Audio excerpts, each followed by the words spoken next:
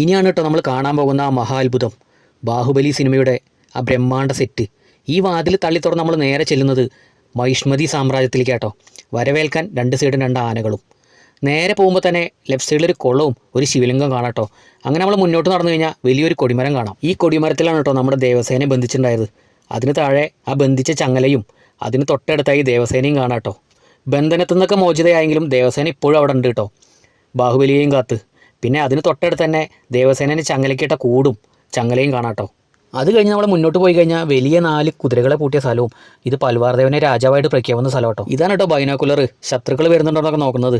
അത് കഴിഞ്ഞ് നമ്മൾ നേരെ പോകുന്നത് പൽവാർദേവൻ്റെ വാഹനത്തിലേക്ക് കേട്ടോ. കാലകേൻ്റെ ഒരുപാട് പടയാളികളെ കൊല്ലുന്നത് ഈ വാഹനം വെച്ചിട്ടാട്ടോ. ആ സിനിമയിൽ കാണിച്ച ആയുധങ്ങളൊക്കെ അതേപോലെ തന്നെ അവിടെ നിലനിർത്തിയിട്ടുണ്ട് കേട്ടോ. പിന്നെ ബാഹുബലി കാളയായിട്ട് മൽപ്പിടുത്തം നടത്തുന്നതൊക്കെ നമ്മളും ഒരു മൽപ്പിടുത്തമൊക്കെ നടത്തിയിട്ടോ. പിന്നെ ഇത് ബാഹുബലിയുടെ സിംഹാസനം കേട്ടോ.